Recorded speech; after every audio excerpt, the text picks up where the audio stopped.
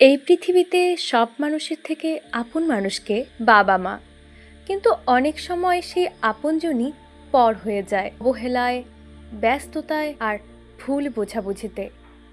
আজকের গল্প শেষ চিঠি এক এমন বাবার যাকে তার ছেলে ভুলে গেছে। আপনি যদি এই গল্পে নিজেকে খুঁজে পান তাহলে ভিডিওটি শেষ পর্যন্ত দেখুন। রাতের আকাশটা তখনও মেঘে ঢাকা, হালকা বৃষ্টি পড়ছে।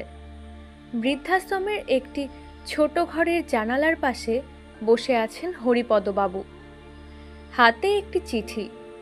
তার চোখজোড়া যেন কষ্ট আর অপেক্ষার গল্প বলে দেয়। হরিপদ নিজের মনেই ভাবছেন, আজও এলো না, কতদিন হয়ে গেল। অরুণ তো বলেছিল বিজয়ের দিন আসবে, আজ পুজোও চলে গেল। হরিপদবাবুর ছেলে অরুণ বর্তমানে একটি বড় কোম্পানির ম্যানেজার, মুম্বাইয়ে থাকে। বউ বাচ্চা নিয়ে সুখের সংসার, কিন্তু বাবার খবর রাখার সময় কোথায়? 20 বছর আগের ঘটনা। হরিপদবাবু তখন কর্মরত, অরুণ কলেজে পড়ে। অরুণের সব চাহিদা পূরণ করতে গিয়ে নিজের চাহিদার কথা কখনো ভাবেননি হরিপদবাবু। ছেলের নতুন মোবাইল, টিউশন ফি, বন্ধুদের সাথে ঘোরাঘুরি সবই সামলে দিতেন তিনি। একদিন মাকে অরুণ বলেছিল, আমার আর ভালো লাগে না এই বাড়িটা, আমি শহরে থাকবো। হরিপদ চুপ করে শুনে নিয়েছিলেন।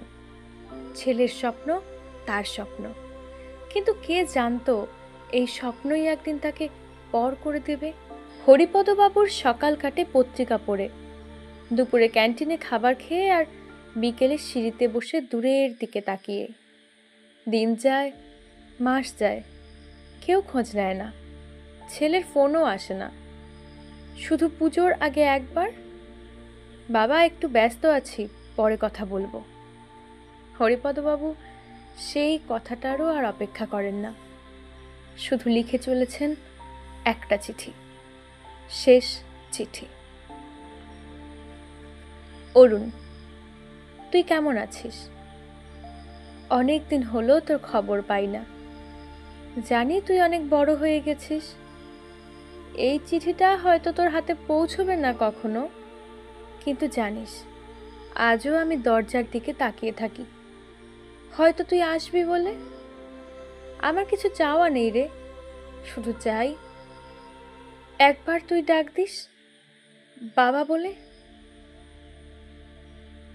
অরুণ এখন সম্পূর্ণ এক ব্যস্ত মানুষ।